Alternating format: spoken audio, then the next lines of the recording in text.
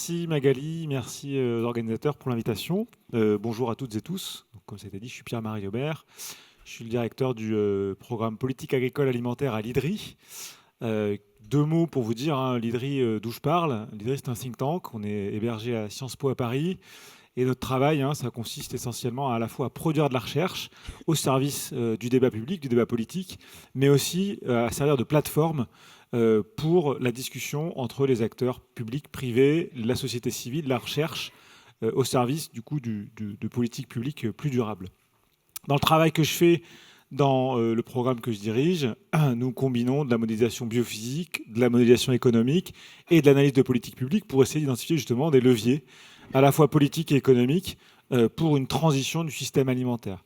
Et je pense qu'on a besoin de se mettre d'accord avant de commencer sur ce qu'on appelle transition.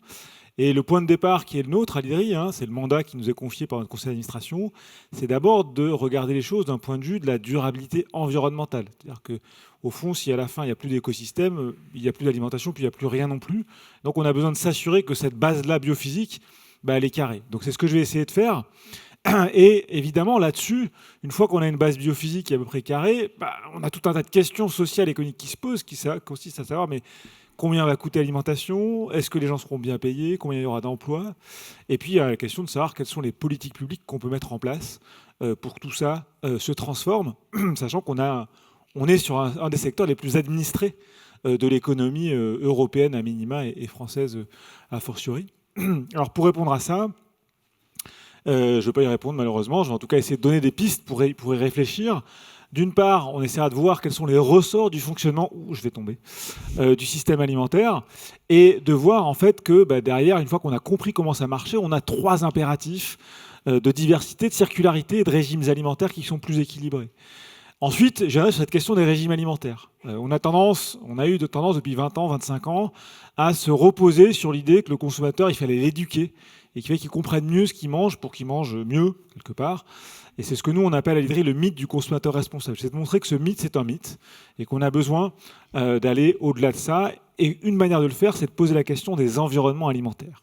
J'y viendrai dans un instant. Et puis, dernier élément, sur un des aspects, je ne peux pas tout couvrir en 15 minutes, il ne m'en reste plus que 12, c'est de se poser la question de la rediversification. Si circularité et diversité sont les deux piliers de notre affaire-là, on aurait pu dire les deux mamelles de la France, eh bien, comment est-ce qu'on fait pour rediversifier des systèmes agricoles?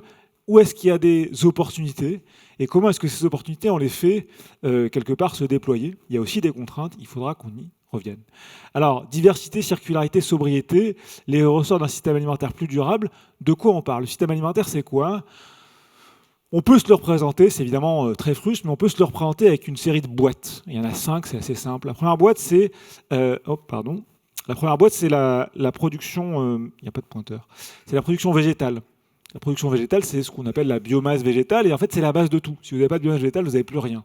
C'est le produit d'un usage des terres et d'un rendement. Qu'est-ce qu'on a comme culture et quel est le rendement unitaire de chaque culture, mais aussi quelle est la part de la surface du globe, et de la France en l'occurrence ici ou de l'Europe, qu'on dédie à la production de culture ou alors à la production d'herbes pour les animaux dont Sophie parlera certainement tout à l'heure. Alors, évidemment, ce qu'on fait pousser dans les champs, on le mange.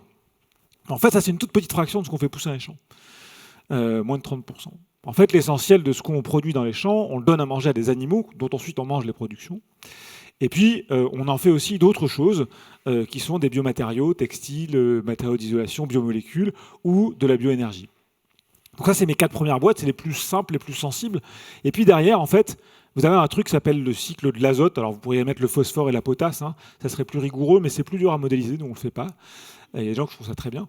Et en fait, il faut comprendre que vous n'avez rien dans la boîte verte si vous n'avez pas d'azote. L'azote, c'est quoi? C'est l'air que vous respirez, 80% de diazote, mais cet air-là, il est inassimilable pour les plantes, sauf pour quelques bactéries, et donc on a besoin de le donner aux plantes sous une forme réactive, ce qu'on appelle, et c'est la composante essentielle des protéines. Vous savez tout ce que c'est qu'une protéine.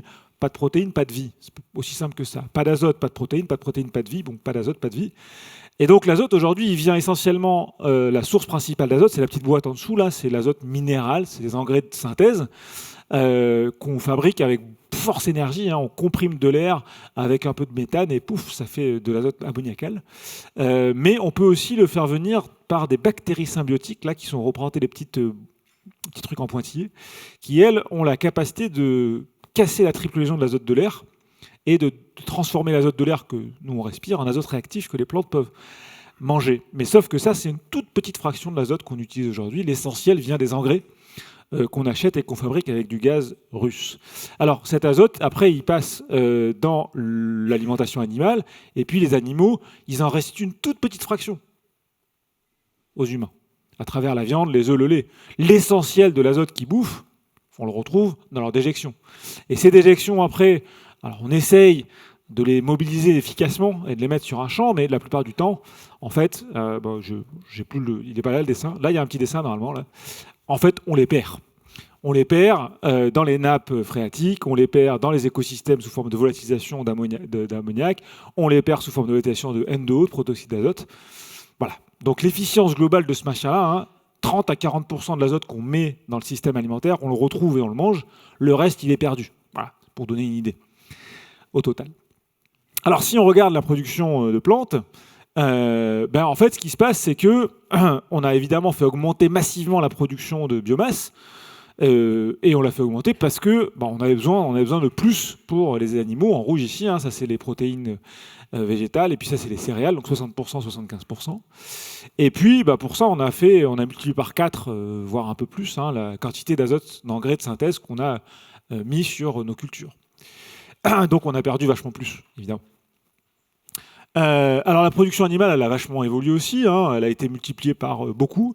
Alors ça c'est l'échelle mondiale, juste pour donner l'ordre de grandeur, x17 sur la production de poulet depuis 62, x6 sur le porc, x3 sur le bovin. Vous voyez que le poulet c'est la production animale qui s'est développée massivement parce que les cycles de production sont courts, etc. etc. Je ne vais pas y revenir. Mais du coup, qu'est-ce qui se passe ? Évidemment, on en mange vachement plus, en tout cas dans les pays occidentaux. On en mange à peu près, 170 grammes par jour en carcasse, donc ça fait 120 grammes par jour à peu près, 130 grammes par jour de viande consommée, équivalent viande muscle, quoi. J'enlève les os. C'est beaucoup. Et ça fait plus de 60 grammes de protéines animales par jour. En fait, ce qu'on mange en kilocalories, ça fait 1000 kilocalories par jour de viande. Et ça fait 66 grammes de protéines animales par jour. Ce qu'on a besoin, c'est là. Ce qu'on a besoin, c'est là. C'est 26. Alors, ce qu'on a besoin, c'est pas ce que tout le monde a besoin, mais ça, c'est le minimum dont on aura besoin pour couvrir l'ensemble de nos besoins, pas uniquement protéiques, mais de tout ce que les protéines apportent aussi en micronutriments. Donc vous voyez qu'il y a de la marge. Alors tout le monde ne va pas arriver à 26. Votre grand-mère, tout ça, elle a besoin de plus. Parce que quand on devient plus vieux, on assimile moins bien les protéines, donc on a besoin d'un peu plus. Mais il y a quand même pas mal de marge de manœuvre. Et non seulement nous, on en mange vachement trop, mais c'est dégueulasse parce que, ça c'est l'Indonésie, eux, ils en mangent vraiment pas beaucoup. Et pour le coup, ils ont besoin de manger vachement plus pour couvrir tous leurs besoins nutritionnels. Donc, la question n'est pas uniquement une question, on va dire, biophysique, environnementale, c'est aussi une question quelque part de justice sociale et entre le Nord et le Sud. Alors, c'est d'autant plus compliqué cette affaire-là que, en fait, la biomasse qu'on donne à manger donc à nos animaux, on en a de plus en plus besoin pour faire autre chose que de la bouffe. Pourquoi ? Parce qu'on a besoin de décarboner l'économie, on a besoin de biomasse pour remplacer le pétrole, on a besoin de biomasse pour remplacer tout un tas de matériaux issus de la pétrochimie. Et donc, du coup, il faut faire des arbitrages.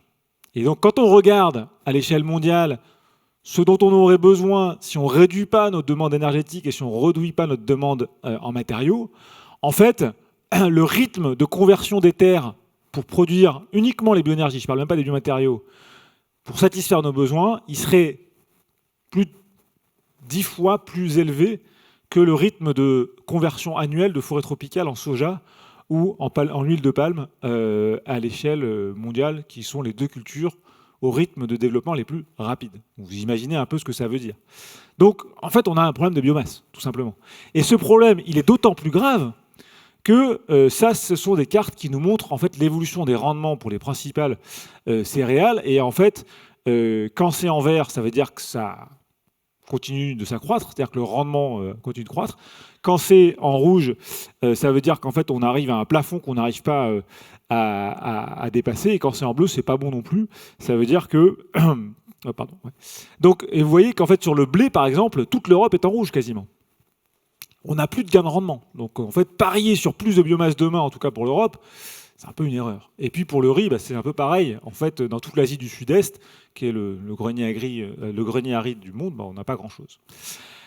Donc on a bien 3 objectifs. Vous ne les voyez pas forcément là, mais si on veut à la fois s'assurer que les écosystèmes ils continuent à produire demain et qu'on veut réduire la perte d'azote, j'ai pas dit tout ce que faisait l'azote dans l'écosystème, il fait plein de trucs qui sont pas terribles, et qu'on veut manger mieux, bah, il faut 3 choses. Diversité, ça aujourd'hui c'est un paysage agricole un peu simplifié.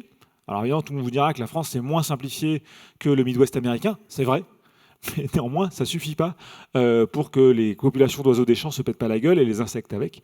Donc on a besoin à la fois de faire plus de cultures en rotation, mais ensuite on a besoin aussi d'avoir des configurations qui sont plus complexes que ce qu'on a aujourd'hui si on veut faire revenir la biodiversité. Ça, c'est notre système alimentaire européen. L'azote, il vient là, et puis après, il est perdu là, et sous forme de gaz à effet de serre. Donc le machin n'est pas du tout efficace, c'est ce que je disais tout à l'heure, 30 à 40% d'azote se retrouve dans l'assiette, le reste est perdu. Et donc on a besoin de faire autre chose. Les pertes d'azote, sous toutes leurs formes, c'est des gaz à effet de serre, etc.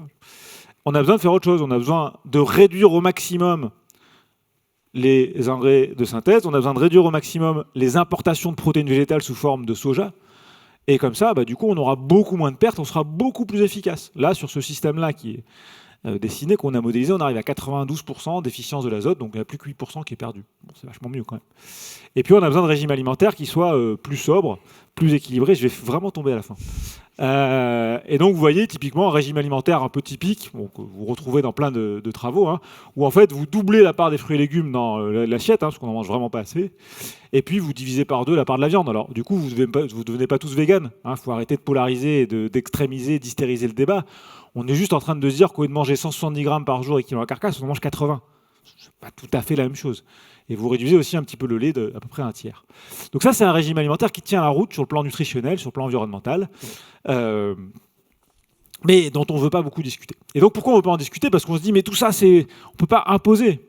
Le consommateur est responsable, il va apprendre à bien manger.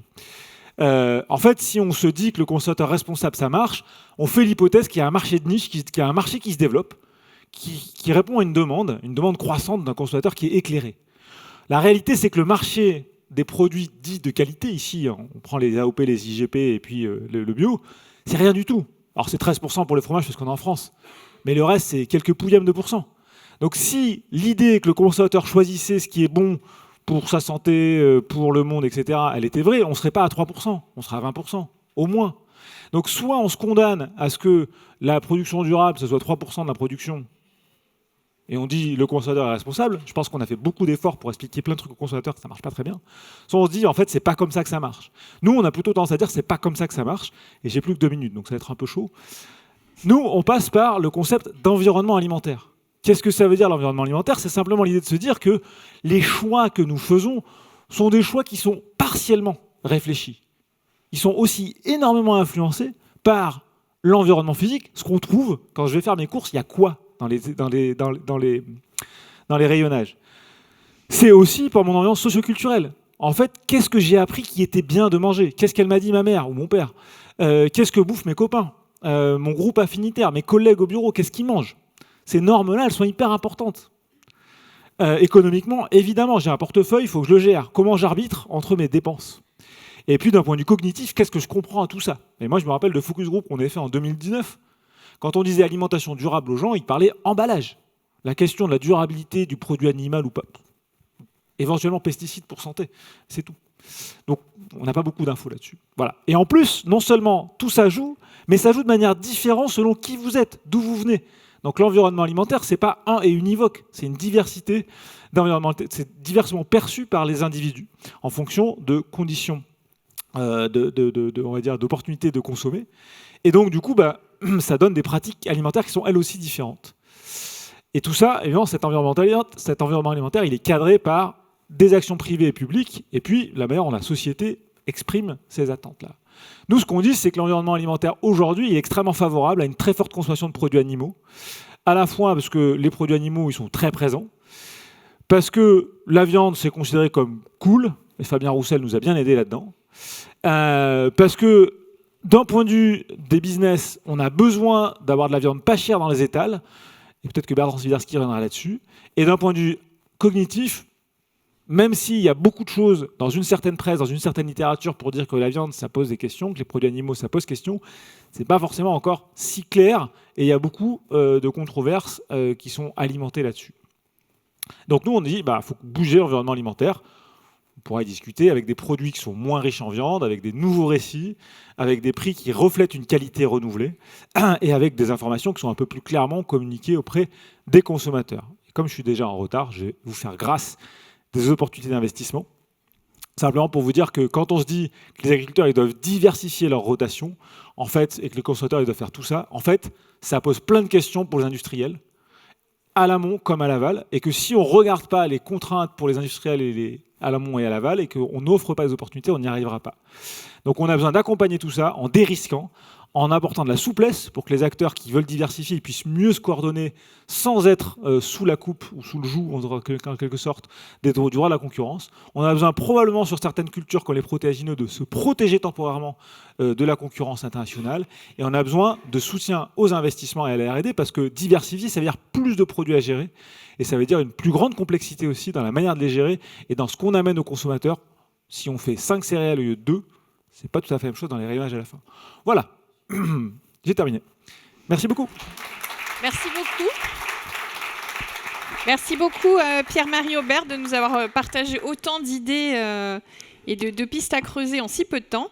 Alors, je veux bien prendre une question brûlante dans la salle. Est-ce que quelqu'un a une question brûlante ? Oui, monsieur.